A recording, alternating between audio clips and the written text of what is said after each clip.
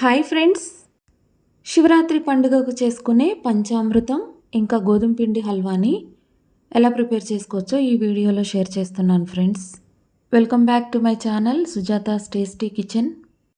నా వాయిస్తో పాటు మా వారు పాడిన శివుని పాట కూడా వస్తూ ఉంటుంది ఫ్రెండ్స్. శివ శివ శంకర భక్తవ శంకర శంభో హర హర నమో నమో.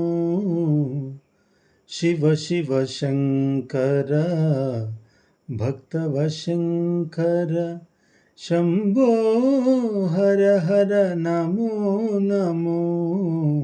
పంచామృతం చేయడం కోసం ఒక గిన్నెలోకి 1 కప్పు పెరుగు, అరకప్పు పాలు, 2 స్పూన్ల చక్కెర, 1 స్పూన్ నెయ్యి వేసి బాగా కలపాలి. పంచదార బాగా కరిగి పెరుగు క్రీమీగా అయ్యే వరకు బాగా కలుపుకోవాలి. ఇలా బాగా కలిపిన తర్వాత ఇప్పుడు ఇందులో కట్ చేసుకున్న apple, green grapes, black grapes, అరటిపండు ఇంకా దానిమ్మ గింజలను కూడా వేసుకోవాలి. నేను చేసిన ఈ రెసిపీస్ అలానే మా వారు పాడిన పాట నచ్చినట్లయితే లైక్ చేయండి ఫ్రెండ్స్. కొత్త వారైతే ప్లీజ్ సబ్స్క్రైబ్. ఫ్రూట్స్ వేసి కలిపిన తర్వాత కొద్దిగా వాటర్, డ్రై ఫ్రూట్స్, దంచిన ఇలాచీ గింజలు, రవ్వంతా పచ్చకర్పూరాన్ని వేసుకోవాలి. ఇప్పుడు అన్నిటినీ ఒకసారి కలిపేసి పైనుంచి తేనె వేసుకుంటే పంచామృతం రెడీ అవుతుంది. ఎరుగని నేను పూజలు సేవలు తెలియని నేను, పుణ్యము పాపము ఎరుగని నేను, పూజలు సేవలు తెలియని నేను. ఏ పూలు తేవాలి నీ పూజకు, ఏ పూలు తేవాలి నీ పూజకు, ఏ లీల చేయాలి నీ సేవలు.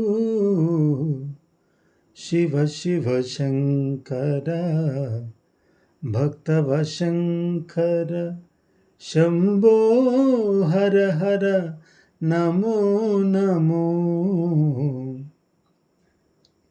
మారేడు నీవని ఏరేరితేనా, మారేడు దళములు నీ పూజకు, మారేడు నీవని ఏరేరితేనా, మారేడు దళములు నీ పూజకు. గోధుమ పిండి హల్వా చేయడం కోసం 1 కప్పు బెల్లం, 2 కప్పులు నీళ్లు వేసి స్టవ్ మీద పెట్టి మరిగించాలి. పాకమేమీ రావాల్సిన అవసరం లేదు, బెల్లం కరిగితే సరిపోతుంది. తర్వాత స్టవ్ మీద పాన్ పెట్టి నెయ్యి వేసి వేడి చేసి డ్రై ఫ్రూట్స్ వేసి వేయించాలి. నేను ఇక్కడ కాజు, కిస్మిస్ వేశాను. కిస్మిస్లు ఉబ్బుగా అయ్యి వేగిన తర్వాత వేరొక ప్లేట్లోకి తీసుకొని పక్కన పెట్టుకోవాలి. ఇప్పుడు అదే కడాయిలో 1 కప్పు వరకు గోధుమ పిండి వేసుకోవాలి. స్టవ్ని మాత్రం లో ఫ్లేమ్ మీదనే ఉంచి గోధుమ పిండి రంగు మారే వరకు కలుపుతూ వేయించాలి.